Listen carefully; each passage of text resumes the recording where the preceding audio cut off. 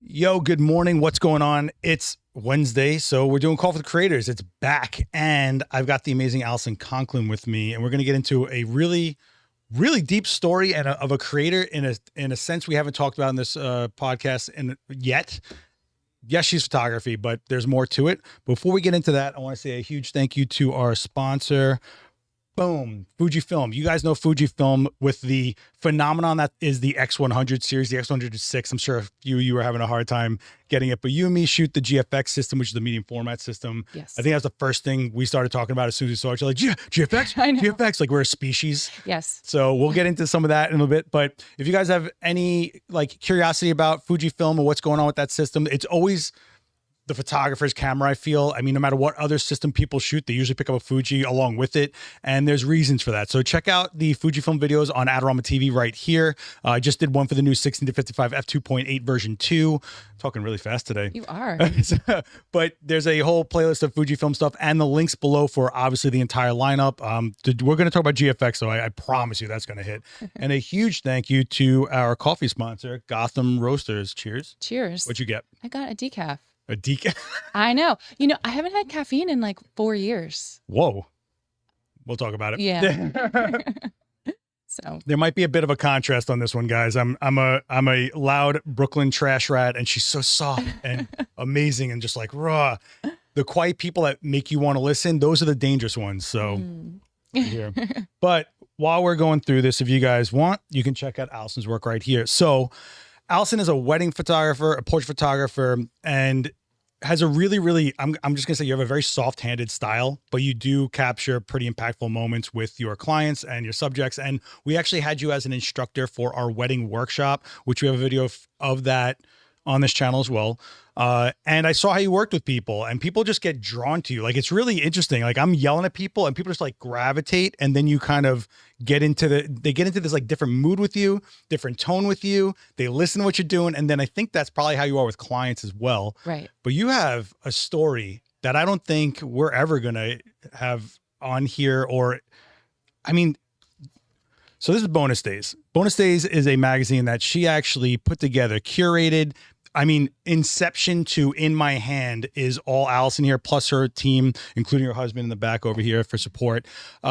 Bonus Days is a very interesting magazine because the reason it's called Bonus Days is because you have been living in the bonus days of your life, because you are a survivor of a heart transplant. Yes. And so every day is a bonus day for you, which when I read that whole section, Right. where you're like literally putting a new number on a board of how many extra days you've had on this planet. Today is 7:43. So thank you for sharing bonus day 7:43 with me today. No, this is unbelievable. I think so many people, it's got, first of all, I can't even fathom what it's like to go through with something like that. But to be able to take that and go, there's other people that are going through with this. How can I connect to them? And that's exactly what Coffee Creators is about, right? Creators. And you didn't just go, I'm going to do a photo series, get a gallery show, call it a day, or I'm going to put out a book of my experience, which a lot of people do. A lot of people document their experience going through an ailment, but you really wanted to reach people with this. And boy, did you. I mean, every page is a journal, like a deep journal, not just a, hey, this person went through this and on to the next. Like, no, there's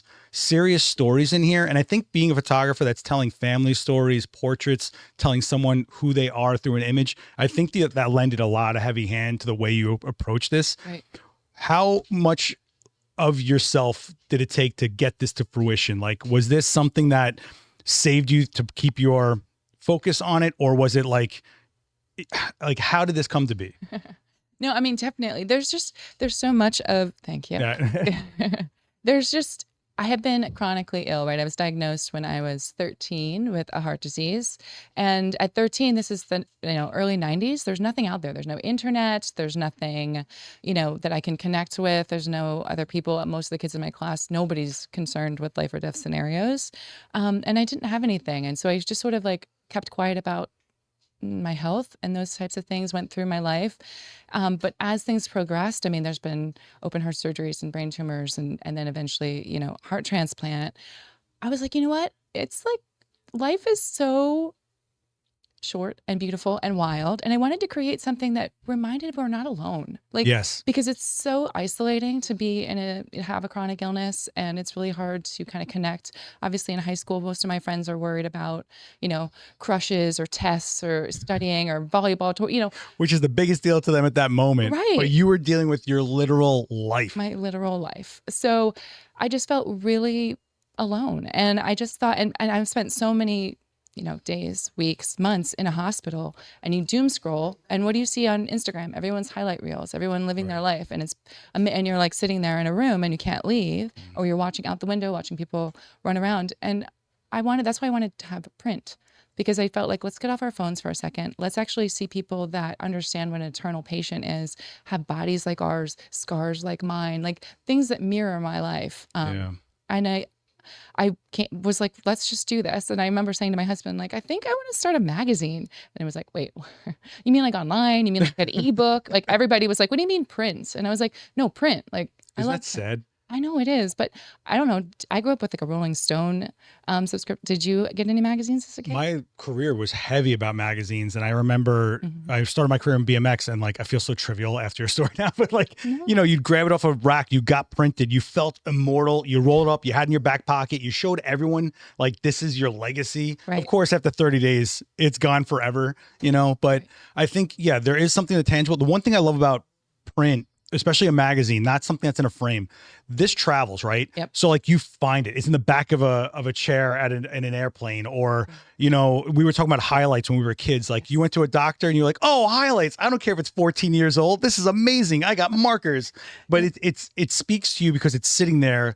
It's an entity in the room. You're living with it. It's not here. It's not completely gone as pixels or disposable. Right.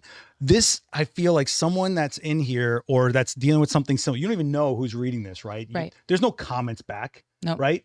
So someone out there is probably like, oh, there's someone that has the same disease I have, or how are they dealing with it? Or I never thought of looking at it like that. And you don't know how much you just flick the switch in someone's brain that they could start bonus weeks one day. Right. Right. It's crazy. It's a beautiful thing. And, I just really love the idea of having it in print. And when you say Highlights magazine, I actually am bringing the vibe of Highlights into the second issue, because I did like a whole while you wait. So there's, crosswords and like what's the difference between two pictures, and, we're going hardcore into Highlights. How long does it take to curate each issue? So in the middle of January of this year, I was like, oh, I think we should do this. So it took until July to have this in my hand. So it took 6 months from start to finish. This second issue, we started kind of dreaming it up in August, and I'll have it in my hands on Monday. So, okay. But are you doing it seasonally? It says summer. Yeah, seasonally. So 4 times a year? 4 times a year. Okay. I would love to do it more, but here we are at 4. I think it's plenty. I mean, it's really fun. It's also, and this is a little morbid, but it feels like the fact that you have so much to fill it with, right, is just like, wow. When I got to the girl's story, I forgive me not for remembering names, but like, I totally read this whole thing. But the one that got me was this girl didn't know she had a genetic disease.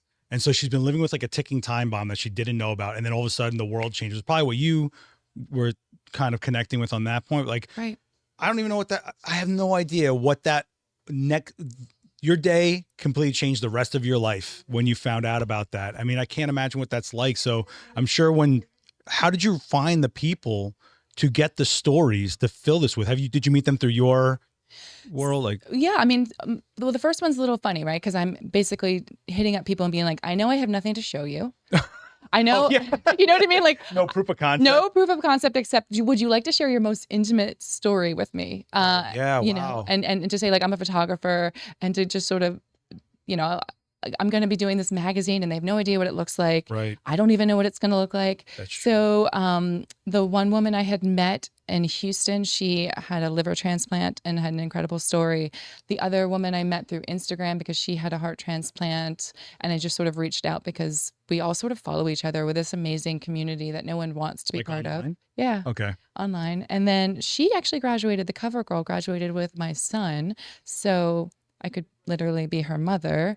Did you feel that a little bit? Well, I mean, her story, she was the one that didn't know that she was sick, went to the hospital, they put her on life support, had a spinal stroke, landed in a wheelchair permanently, got a heart transplant and then got cancer because the drugs that you take for transplant suppress your immune system. So it just leads to all these other things.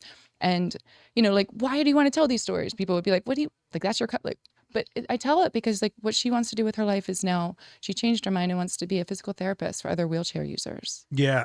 I mean, that's incredible. So one thing I thought about with that story was if I was in a situation and what I was going for treatment ended up making me in a worse position, how do you gain back that trust?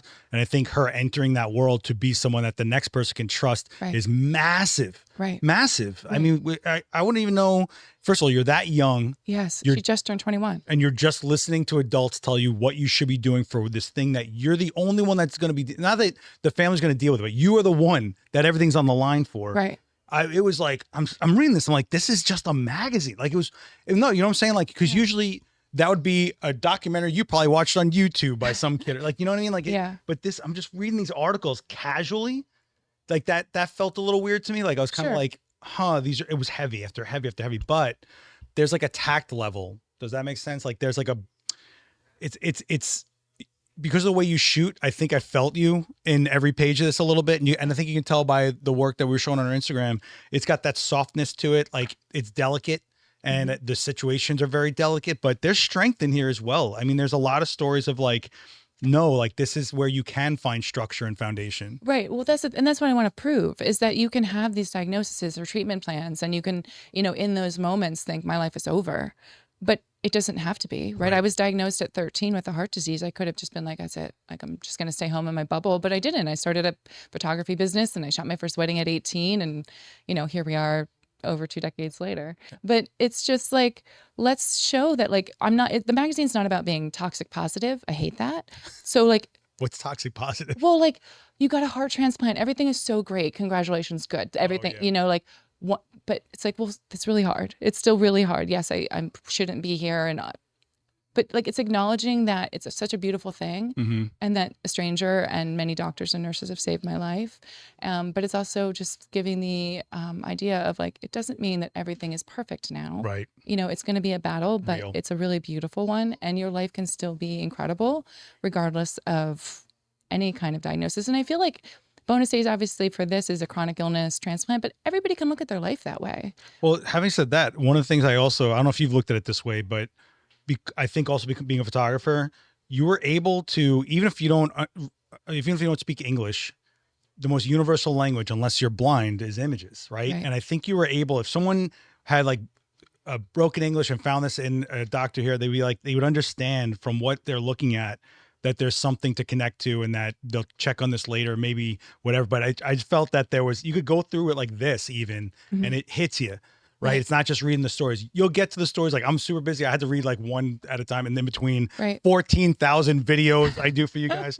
But it's like portrait, pictures of the hands on the wheelchair, like, oh, wait, what? Yeah. And then you want to know what's going on there. And because it didn't start out with the wheelchair in that story. No. So when it got to that, I was like, wait, what? I was like, I will get back to this later. And it was there for me later. Does that make sense? Like it's sitting here for me. Yeah. So I really commend you for putting together physical media, number one. Thank you. And I also think it's really cool because you're actively trying to get this into medical, like, not transplant centers. Waiting rooms. Yeah. I mean, that's basically my hope and goal is that like transplant centers, institutions would want to buy them in bulk and hand them to their patients. Right. Because, and that's what I feel like would be great. That is what we're working towards. This next issue, this one is only 40 pages. The next one that's coming out is 64 pages. Yeah, I got to tell you, it's 40 heavy pages, Allison. Like I'm not like you, this is not a pamphlet that you go, cool. Like, no, like it takes you a minute. Yeah. You want to think about what you just read the first after story. You don't jump into the next one so quick. Like it stays with you. So I think the people that are going through something that are kind of sitting static, they get a long-term companion. I don't know. Sure. That's a good, that word. Yeah. We'll go with that. But so like, where would you go from here with this? I mean, I'm sure it could reach more digitally, but is there a digital component to this or is it all hard copy? Right now it's all hard copy. Okay. I'm working on it. I'm thinking about it because we ordered 1,000 and I only have 50-ish left of the first issue. So, I think maybe I'll sell digital after that one and the next one comes out, maybe. But I don't know. And that's the exciting part. I mean, even just working on figuring out how to get this thing printed. Right. was a whole thing. I mean, and learning about different bindings and papers and finishes and weight of paper. Right. I mean, Yep. my family was like, if I have to hear one more time about saddle stitch or perfect bind, I can't handle it anymore. But I was so, I loved it. I've been working in magazines my whole entire career. Yeah. So it just that was so much fun. Well, also you're binding albums for clients all the time as weddings. So like you're kind of in that space, I guess. Yep. I was actually thinking like it could probably get to a place where you do special editions of this that could be kind of auctioned off for charity. So like, it's people have to be in it to kind of go like, yeah, this isn't about getting a magazine for $100. It's about the $100 going to this, but I got the red cover, like, or whatever, but it was cool. And I mean, when I met her, we're talking about GFX, nerded out, and then boom, hands me this, right? Like it was like, whoa, show you something. Yeah, it was really, I mean, it was just kind of wild because my sister went through something. She went through breast cancer and she's a survivor, and she went through it younger than normal. So I didn't really realize I haven't gone through something like that. I've gone through some crazy injuries, but she went through breast cancer and tried to find support groups. And what she kept telling me is everyone's late in life and I'm not in their stage of life. And I can't find anyone else that's understanding where I'm at, where no, I didn't have a house and a family and 4 kids already. So that kind of stuck with me forever. When she told me about that, I got her cancer ribbon tattooed on me because she got through it. And I was like, cool. So happy to hear that. And that's when I try to tell them, like, how sick is that? The rest of your life, you can be like, I faced this thing and I got through it. And now she's like traveling like crazy and stuff. But she probably could have used some sort of beacon or pinpoint to find somebody, even if it's not the exact same story, whatever, but that, it does happen to someone like her. Right. I mean, and here's the thing, when I was going through the transplant specifically, nobody really knew what to say to me. And that was, everyone was like, find a Facebook group. And I did, and it was kind of miserable, if I'm being honest. Doom and gloomy? Right. And I was at a point where I had just started, and I was like, I cannot hear about people who are further out than me and everything that's going wrong. Like, I have to just focus. Sometimes it's day by day. Sometimes it's hour by hour, right? When you're kind of going through something like that. And I was just like, there has to be something out there for someone around my age that could see that other people are doing this and there's a life, right? I had no idea what my life was going to look like when I walked out of those hospital doors. And I thought, I had already had to cancel my entire fall and winter season of weddings and be like, I'm so sorry. And was I going to be able to walk back in? I had no idea. And so I think being able to show people like, other people can go through this stuff and you can still have a really great life is so valuable. Like there's nothing else like it out there. And I'm really excited to bring it out and then put it out here for everybody to have. No, I mean, you totally built like a positive out of it. Like, it's so wild. I can't even imagine getting the news that you got, right? Especially at 13. Me at 13 was very volatile. I mean, but when you were told this, was there like, we don't know if we're going to find you a donor? Like, what was that like? Well, they didn't tell me at 13 I needed a transplant, but they told me at 13 that I had the heart disease. So my mother had the same heart disease that I had, hypertrophic cardiomyopathy. And I was diagnosed in February of 1994. In July of 1994, she passed away right in front of me in our kitchen. Oh, gosh. I gave her CPR. I had to call 911. I had to call my dad. So one of the only people that I knew with the disease that I had just been diagnosed with just literally died in front of me. How are you not so bitter? Like, how are you not bitter? I would be so angry. I mean, I would be so like bitter. You really, wow. I mean, it's sad. I mean, there's grief with that. I'm not, and there's bad days. Yeah, I'm not, of course. But I'm so, she changed my entire life. I got into photography because of her, right? My dad put me in charge of my parents. I'm an only child. My dad put me in charge of the memorial wall, again, early 90s, so prior to digital photography. And my parents were hobbyist photographers and had a darkroom and all these prints and negatives. And my dad handed me this box that was tattered and was like, can you go through and pick out pictures for your mom's funeral? And I was like, okay. And I hadn't even seen them before. And this was obviously the idea of like Sears portrait, right? Olin Mills. So, but my parents were black and white negative shooters, and they had beautiful candids of their relationship and of their travels and of me as a baby. And I got to figure out how powerful photography was by sitting in the corner of my house after just losing my mom, going through this archive that they had created. And it was the most like eye-opening experience, because if I didn't have that, I would have no memory really of what she looked like, right? Or what her smile looks like, or how her eyes crinkled up when she like, and all of that is so beautiful. And it's because of photography. So I actually have like a fear of this whole thing. Okay. I think in this era, with all the face filtering, with all the retouching, that Yeah. people will not even know what their mothers looked like at some point, or grandparents looked like, or whatever. Yeah. You actually got to find analog that is exactly what it is, right? Yeah. Did that influence the way you approach your style to shooting now? Because you're shooting all digital. I am. I shoot film occasionally, but it is, I mean, I started with film because I'm old, but all the first weddings I shot were all film. And my dad built me a darkroom. So that's how I sort of got into photography. But yeah, I mean, and when you look at my style and my editing style, I'm really not changing a lot, because I feel like we're beautiful just exactly how we are and where we are in our life. And I don't want people to look back and be like, oh, you got married in the middle of the Instagram filter phase. Like, right. Let's make it look like you. This is you, and you are gorgeous. There's my mom. You can see it in that. Yeah. That's a whole video. But yeah, so I just feel like, you know, there's just such a beauty in photography, just as it is, that you don't really need, like, sure, there's always a little tweak that we're all going to do. That's why I love Fujifilm, though, if we're talking about our love of that, the color science. Like, I shoot JPEG. I'm straight out of camera. What? I know. Don't judge me. Don't judge me. No, I'm sorry. I'm going to have to, everyone judge her. No, it's fine. It's fine. Well, people don't realize that a lot of pros shoot JPEG, like sports shooters, press shoot. Sure. I mean, it is what it is, and we're going and getting it to whatever. Yep. The thing with like, the way you're approaching your images beings, you also have to find clients that want that, right? Because you're shooting weddings, and a lot of people shoot weddings as if they're a fantasy. Yeah. They're their 15 minutes of fame. I don't care if it's real. I want to look like my dress is 40 feet long and in front of this amazing place with seagulls flying over at the exact moment. You know what I'm talking about? Of course you do. There's so many fake wedding photos out there. But you put out the work that people feel is genuine, and then they're going to want that genuine. Right. And then I feel like I attract the people that I want to photograph, you know, and here's the thing. I've had many experiences, from deadly arrhythmias to brain, like I've had so many experiences in my life where I didn't know if I was going to wake up the next day. That night that they told me I needed a heart transplant, or the night that they told me they found a match, and my family came in, my husband drove my kids in, we all hugged goodbye because this was going to happen at 3 a.m. Shit, what was that? That must have, jeez. So, and then I'm left in my hospital room to like go to sleep and wait for them to roll me into surgery, and terrifying. But you know what I did?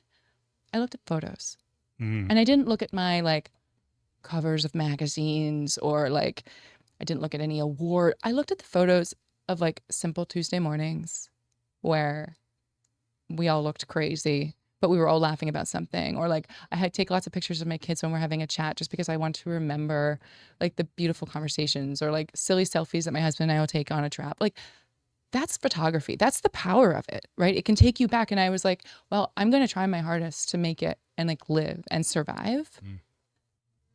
But I can see that I have a beautiful life. I see that I've left a trail that my sons can see what I am and who I am, and what I'm about. And that is just, I think I try to give that gift to my clients when I'm showing up at their wedding, and realizing, you know, it's not every day that you're going to get a room full of people that you love from all over the world, the country, the state, to show up and celebrate. I mean, there's just, I think I never take it lightly when I walk into a wedding day, because it is incredibly powerful and historical in someone's life. I mean, you approach with a perspective, and I'm sure they're like, at first, we're like, I don't know why you took this picture of my aunt. But in like 5 years, when that Aunt's probably not there, they go, you know what? She always wore those weird, ugly dresses, and good for her. Yeah. You know, something like that. I think I always tell a lot of younger photographers that come here, which are all stuck in like digital and chasing followers. I'm like, you got to shoot the images that no one's going to ever see. Otherwise, you're not really doing this. So I have cases of prints and slides that no one would understand why those images are what they are, but I know what those are, and they click switches in my brain. And if you're not doing that, and you're just chasing images for some sort of vapid reason, you're never going to bring weight to the actual stuff you bring to client. So I'm pretty sure when you sit to do consultations with your clients, and they hear how deep and how much you feel connected to what they're doing, they realize, oh man, we better really make this wedding work out. We better not get divorced, because she's really in it for us, you know. But that's really what it is. Your demeanor sets a tone, and it's not just the style. I think they want to be shot by Allison because of what she might see that day, you know. Thank you. I mean, and honestly, I was always terrified to share my story, right? Am I going to be unhireable because she had a heart transplant or, all of those things. And then Like I your got to liability? right. You never know. I mean, like when you're your own boss or I was always terrified of it. But then one day I was like, you know what? I'm really like super strong. Like I've been Yeah. through a lot of things. And I started sharing my story, and I had a client last year who was like, the photos you take are absolutely beautiful. Thank you so much. But who you are as a person is even greater. And it was such an honor. And it was like, whoa, like, wow. Like, and I think words are powerful. And even when I'm talking, like at the wedding workshop we did, I talked a lot about that, like how you walk into a day, how you speak to your clients, like the energy you give off, the vibe, like it's all part of it. Yeah. And if you're going to create a space that people can just feel safe and feel like they can be seen and loved for that, like I think that's the most important thing. Yeah. I think they kind of like when we have skin in the game, Yeah. and I think that's kind of why they appreciate Uncle Bob jumping in there to shoot photos sometimes. Totally. Do you bring on second shooters, and do you have to do you kind of vet them on a personal level? Well, my second shooter is my husband, Jack. Oh, Yeah. So he's You're been, all in, man. I know. you're all So it's a family thing. And he's obviously been through, all of these things alongside me, and it changes you. I mean, it changes you. I mean, there's just nothing else that you can say about it. I mean, and even if you that movie, It's a Wonderful Life, and Yeah. you think about how he goes through his life, seeing what his world would be if he wasn't here. I think about that every bonus day, and specifically that first year post-transplant, it was like, I made sure my kid got into the college he wanted to go to, like by encouraging him to apply. There was nothing illegal going on. I sat next to my son when he got his first car. Like all of these things are beautiful. All good? Yeah, it's just a knife. So, I think if you just start thinking, and we all get wrapped up in Yeah. the chaos and like the trudge of life. I'm not saying it's easy, but I think if you keep this perspective of how lucky we are to wake up, and how we got the name Bonus Days is I started counting my days as bonus days, and I have a calendar hanging on the fridge, and I would write, this morning it was 7:43, and Jeff will say, happy bonus day 7:43. I'm so happy you're here. And that means so much more than I'm so glad you're here. It means like, I'm so glad you're here that you are here. I'm so glad that you fought to be here. I'm so glad you didn't give up. Right. And I feel like that's just I'm really grateful for the experience to give me that outlook on life. You also got it early on through a time of your life where you're shaping who you're going to be. Right. When you're told at 13 something that heavy, Right. those kids that are around you that are 13 caring about frivolous, vapid, whatever junk. Yeah. Wow. Like, how do you connect to other kids? I couldn't. I was right? super weird. Gee, a creative being weird? I know. I was super nerdy, super quiet, super I was not, people didn't understand me. Can't tell by the glasses. But, Yeah. Yeah. I can't. I am who I am. Yeah, but it's better than boring. I always tell No, yeah. people it's better than boring. And I do think that in this era, since we're sharing so many perspectives in one shot in your phone, like when we were growing up, I don't think I saw so many travel destinations or what's actually possible out there. You didn't think that you could just hop on a plane and get somewhere. Like Right. growing up like that, I think you do get a chance to be, you know what? Like everyone's weird. So why can't I be a Exactly. little, you Yeah. know? So, But- and I think part of that is in here as well. Like, Yes. how you would deal with it and how, hey, you're okay. It's allowed to be angry. You're allowed to be angry today. Yeah. Yes. And my husband actually said that to me early into the recovery and I was just having a bad day. And he was like, you can have a bad day. And it's like, oh, that's so freeing. I can have a bad day. I just can't sit in it. But like somebody that wants to sit in the mud with you and be like, I'm not ready to be pulled out. Just give me a second. Like I'm kind of angry about all the things.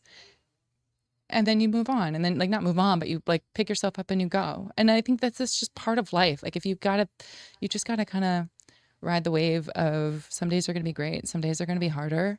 But the fact that for me, success is saying good morning to my family. And then at the end of the day, coming together and being like, hey, how was your day?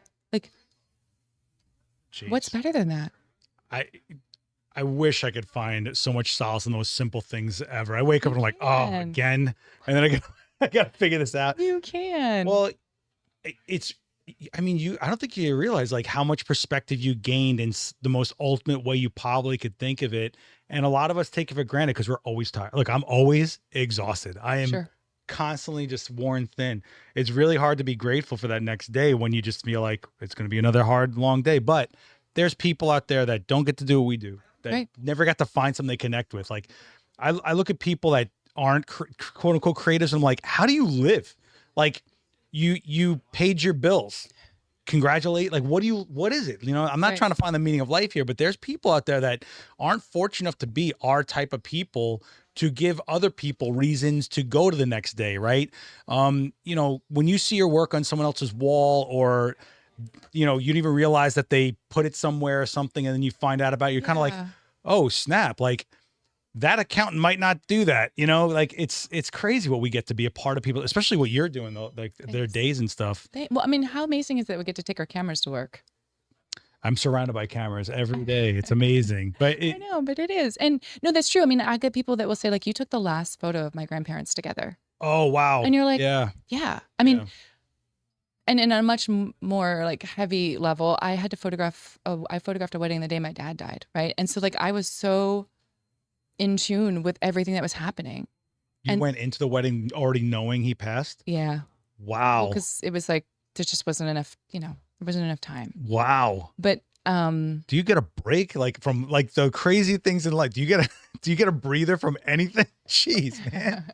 I mean, yeah, you know, You're so I'm here, right? I wish I could have like 13 ounces of whatever it is that you've got going on. It's crazy. Decaf Yeah, well, coffee. Yeah. Yeah. If I didn't have an IV bag full of caffeine, I don't know if I'd even get through the world. But it's really, I think this is a massively perspective point for a lot of people out there. And I think there's some people out there that are shooting without realizing where they're going. Mhm. Even if you're not a photographer, like whatever you're creating, just nothing's connecting for you. Right. I think it's a testament that when something does connect, it goes, man. Like this is your core. Like the image, I'm not kidding you. Even if any other person in this book that wasn't a creator put this out, it wouldn't be this book. Do you know what I'm saying? Like, Thanks. I think it's something to really realize. And I think understanding language of imaging, understanding what has weight and how to curate it so that you're sticking with people and people connect to it. I think people strive in our creative community so hard to find anything that'll connect that's outside of what's in with them. Right. And it'll drive them crazy or they'll give up. Right. Yeah. So, gee, I mean, Allison, it's crazy. You meet Allison, she's like, oh, she's so soft, so soft. And it's like, there's this heaviness of everything, but you don't let it be heavy. I mean, I'm Yeah. sure there's days. I'm Yeah. sure, but you have a lot of bonuses. You got 743 bonus Yes, I days. do. Mazel tov. Thank you. Jeez. I know. And the next issue is going to be super fun. I have someone that didn't get to take his very first bite of food until he was 30. And do you know what his dream was? Having dinner with his dad. Think about that for a second. And he got an intestinal transplant. Think about, I mean, like, you know what I mean? You think about just shoving a bagel in for breakfast. You just don't even think about it. He's never been able to do that until he was 30 years old.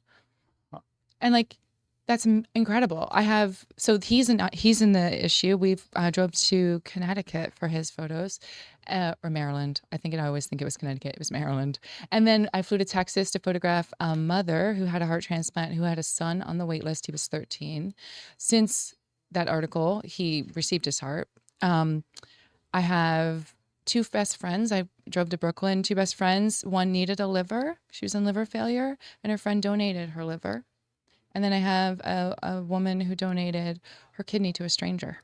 Do you ever connect with the people that were in the lives of the people from the donor?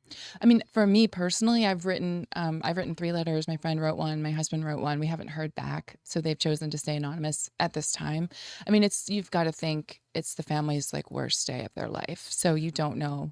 Yeah. But I can tell you that, you know, life is really hard, right? Like, and specifically right now, it feels like everything's kind of chaos, but all I have to do is like look at my scar and be like, there's good people out there, right? There was a stranger who saved my life. His family said yes to organ donation. There's doctors and nurses that have dedicated their life to science. It's amazing. Yeah. You know, and so it's like it's a beautiful place. And so I think about him every day. I gave him a name, Elliot. I wear an E on my ring because I always think about him. How'd you get to Elliot? So I told you I'm an 80s kid. So Elliot was E.T., remember? And I had a cat that I loved, and my middle name starts with an E. And I was like, well, I'm going to name him this. This is in the hospital. You know it's a male? I do know it's a male. So I was like, I want to give him a name, and I'm going to until I eventually, hopefully, maybe hear what his real name is, I need to have a name to connect with it. Because I had a lot of like rejection in the first year, and I just needed to feel like I needed to talk to him. I know that No, we've just gone like completely woo woo. I apologize. Look, you're talking about Halloween Kid. It's cool. Okay, Like, all I right. get it. And I have a picture of my old heart. I should show it to you. I You'd feel like if I probably be into heard it. a heartbeat that was someone else's heart inside of me, I'd feel like it's not telltale heart, but it's, you know what I mean? Like, I do. it's another entity with you to some degree. I Yeah. imagine. I can't even imagine. This is so wild. You should do some kind of film. Oh, wow. We're doing the magazine right now. Listen, you're so lazy. Do a film and the magazine, all right? I know. Like, what is it? And a book. I know. Jeez. No. You know what I think, honestly? yeah. This isn't even a joke. I Tell think me. you should do a bonus days calendar every year for people to have their own calendar of the days. Yeah. That's what I think you should do. So All right. come on, man. I love it. But I think it's so perfect because as I don't know if you've been like, I assisted so many old school photographers that every year they made calendars that no one cared about. Right. Well, there's a family calendar that we have. Yeah. Yeah. So I feel like even if it was like a flip out in this, that they got to have a So calendar. cute. And then like it could be like people's. All right. Wheels are turning. Get it Wheels done, are turning. lady. All On right, my I'm gonna desk by cry. 3. All right. On my desk. What? We're in almost November. We can totally pull this off by Oh my January. gosh. I can't believe it's almost. I know. Happy Halloween, by the Oh, way. thank you. Happy It's Halloween. a high holiday in my world. So I know, to all who celebrate. I make sure everyone has to say happy Halloween at some point. Of 'Cause course. they gotta feel. If you don't realize that Halloween is like the most pure, fun, stupid Oh my holiday, gosh, it's so fun. I don't care where you're from. What is your favorite Halloween candy? Because like I have a favorite, and I'll explain why. I need you to tell me yours. So I'm moody with everything, with music, what I eat, whatever. You know, I really do like candy corn. You just have a limit before you want to kill yourself because Sure. it's so bad. Like it makes your stomach feel. Yeah. I'm Greek, so I tend to like all the dark chocolate and burnt type of tasting stuff. Okay. You know, I'll say when I was a little kid, if I got a Kit Kat or a Reese's peanut butter cup, my Right. life was like amazing for the next 12 seconds. Right. I mean, I agree. Reese's is like the ultimate, but I'm going to eat Reese's any time of year. So for me, my answer is Butterfingers. Oh, Right? damn it. She's so good. Right? Because like you're not going to, like, you don't really go to the store any other time, but when you get Butterfingers at Halloween, like to me, like The full size, though, that one house that gives you the full Oh, size. the best house. Forget Yeah. about it. Yep. But Butterfinger changed the formula. Did you? No. Yeah, they changed the What? recipe right before COVID. They changed the I want to recipe. say 7:43 is the worst day now. It's you might like it better. I don't know. To me, it's drier. Okay. But the old one was waxier, Yeah. and I think some people really like the waxy part of it. Right. You know what I used to love, but it was pure wax, was lemon heads when I was a kid. Yes. You'd peel off the outer layer and it'd be like super sour. Then you have this ball of wax in your mouth and you'd be like, this is awful. But then you go and eat another one. You'd be like, I don't know what the I logic don't know here why I is. keep eating it. Yeah. Oh my gosh. But there was Halloween candy was such a thing in my house that my mom didn't want kids to have to choose. So she sat there and made little packs of everything so that Aw. every kid. I was like, man, my mom's just. I usually think my mom's awesome. crazy, but I'm like, you know what? That's pretty awesome. It you is know? really awesome. And I appreciate the love of Halloween from my family. My father's a weirdo, so all the horror movies that I had to grow up on. Yeah. Ironically, I don't know if my father's watching this. When I was a little kid and we first got cable, because my father found a way to jack it, he pulls me out of bed because he found an open heart surgery being performed on cable. Wow. And you And watched He's it? like, you got to see how they do this. This is a miracle, or something It's like that. I forgot what he said, Amazing. but I just realized like this is very fitting for this. But he also pulled me out of bed for Hellraiser and other weird things. But he's like, look how fake that is. And he probably why I am. But I remember seeing that and then like thinking about how hectic the trauma you go through, and then to heal from that, and then to move forward. And you're probably healing every day going forward. Yeah. Unbelievable, man. And I'm sure your kids are so like have another perspective point based on the vibe in your home and Right. forget about it. This is wild, man. Jeez, what is this episode, Akiva? My gosh, wild. Well, before let's get a little nerdy on the photo stuff. So Okay. you're shooting GFX 100 or 50? 100. Oh, she just flexed like Yeah. 100. I mean, I've had every single iteration. Yeah. Yeah. What film sim are you leaning on? Astia. Really? Yeah. Oh, like that softer. I do. Yeah. Oh, that's true. Seems Yeah. to be my my word. Yeah. So and it's straight out of camera. I just love the color science, and like I don't want to spend in my entire life behind a computer. I can't stand. I don't like I'm editing. over what I shoot, as I'm shooting it. Like I am done. I don't even care about it. I want to get to the next thing. I feel like I proved my point. It sounds kind of egotistical. It's like, you see me do this, so take it and do whatever. But Yeah.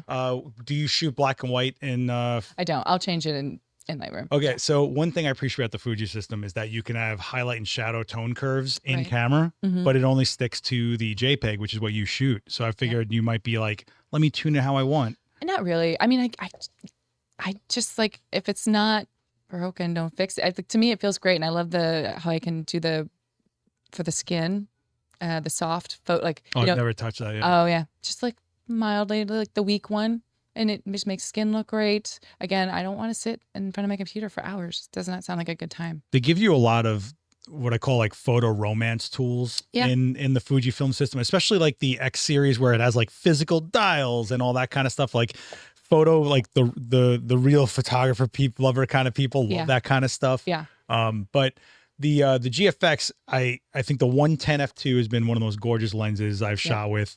When we met, I think you were shooting the 55-1.7. Was that? Yep. Was that what you were going for? Is that like your go-to for? The 110 is usually my go-to. Oh yeah. Yeah. Okay. If I need something wider, then it's the 55. And I love the 30. So I bought the 20 to 30 f4. Okay. Nice. I haven't really dug into it much, but yeah, I get it. I am feeling the 55 a lot. I do like the 80. Yep. And I leave the 45 to 100 on all the time. It's my workhorse. But man, the second you go, if you're in a studio setting and you can really dig into shooting and like you got someone in front of you, the second you switch to a prime on GFX, there's like a magic that happens. I think it is magic, just pure magic. Do you shoot tethered in a studio and let them see what they're going through? What's your process? You just kind of like, you'll see it later. You'll see it later. Oh yeah. Wow. You'll get it on bonus day 744. Okay? Right. Yeah. Whoa. Exactly. No, I mean, I don't know. I just don't, because you have to, I think, as a photographer, figure out a way to connect with your client, at least for the work that I do. Okay. So you have to try to make the camera that's sitting between us go away. And so I don't want to constantly be like, oh, but look, right? Or check this out. And because then people are kind of crazy and will be like, oh no, I don't like my hair. Or it's not about that. It's like capture who you are. Yeah, I think we shoot in different realms. When I have to shoot, it's like a commercial. It's I was like, oh, that terrifies. Terrifying clown. When I shoot it, it's like in a commercial setting where we're like aiming for something on a level. It's very seldom am I shooting something that's got meaning for the person that I'm shooting. And I won't say seldom, but like I got to make money, man. So like I'm shooting commercial, but like when I photographed my mom, it took me forever to be like, how do I light this person? I could not. I did a demo. Remember I shot my mom? I did a demo with my mom here. I'm like, I have no idea what I'm going to do. Let's figure it out. And I started making decisions, but I shot her on GFX because I was like, I'm going to document my mom. I want like the thickest file with the most amount of resolution, the most color depth I could find. Yeah. And I recently just pulled those images up and gave them to my sister to fill with a digital frame to give to her and all that stuff. And I was like, oh yeah, that's her goofy little moment when she changes her with this and all that, you know? And then I keep thinking back to a lot of people that would just wreck those images because you won't remember you said like, oh, my mom's eyes wrinkled when she smiled. People take that away. Yeah. And so how do you explain to client, like I'm not going to sanitize your image. I mean, that's the thing. I do like have a conversation and say like, some of my images, you're going to be like, immediately when you get your gallery, you're going to like go after the editorial couple shots where, everything is, and those photos of like the real moments, the laughter caught in like a beautiful, candid situation, organic happenings, you're not going to actually see those until 5 years down the road when something has changed. Oh, and maybe it's something beautiful and maybe it's something that's sad, but like, and that's the thing with photography. I feel like it's sort of like is a gift and you don't realize you have it until something has shifted.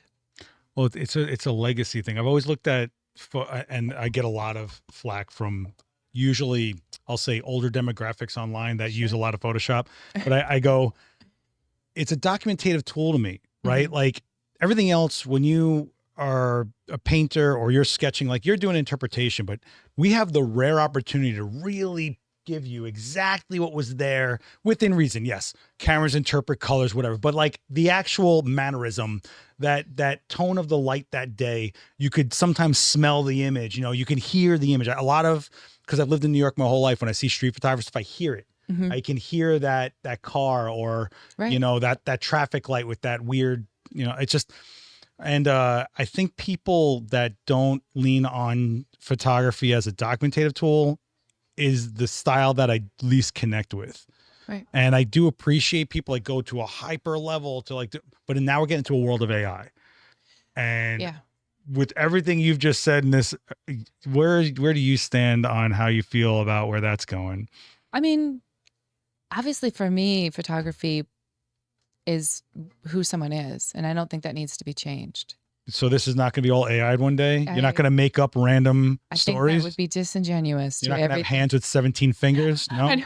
3 thumbs up, everybody. 3 thumbs up. I mean, I just like Yeah. that does more for me than AI ever could, right? Right. And that's straight out of camera with maybe just like a tweak of lightning. Like, I don't see how that needs to Look be how changed. smiley she is. Like, this is crazy. She's beautiful. She's having a minute. She's an incredible person. And I am so honored to know her and that she trusted me with her story.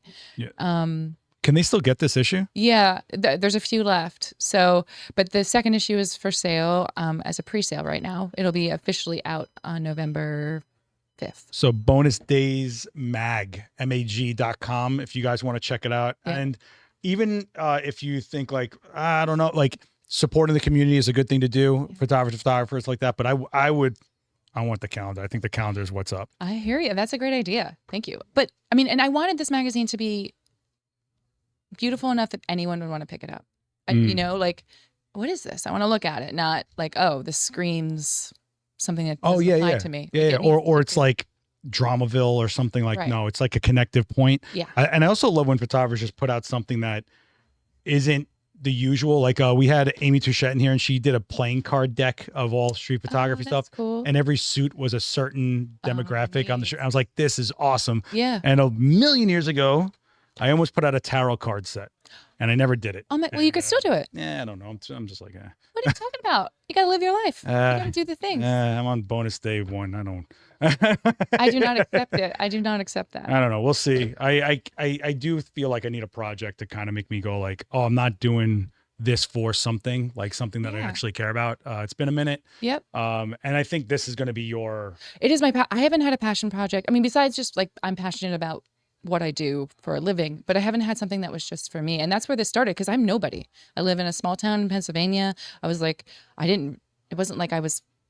Yeah, but are you nobody when people are, you're anchoring all these people together? Are you really nobody when you? Well, I just meant like I wasn't. Yeah, but you get up and do something to make yourself somebody later. Right. Like, That's what is this? Yeah, What is this? A self-loathing all of a sudden? What is Well, this? no, not self-loathing, but like I just mean it wasn't like I, knew I'm only 2 years. I just celebrated my 2-year heart anniversary, and I, decided to do a magazine 1 year in. I just mean like there's people that have been doing this since they were toddlers. Oh no, and so I'm just curious where this is going to be in a few years, right? Like, imagine you have an anthology you get to put out. oh my gosh, Like, how crazy is it? It Like, would there's be so many amazing. things. You could have a convention of like all the people and actually bring more people connected to it and feel support. I dream of it. I do. I dream of that because I just feel like we need it. And there's so many magazines out there, but they're all based on how to stay healthy. But what if you have a diagnosis and you don't fit that box? I didn't fit that box.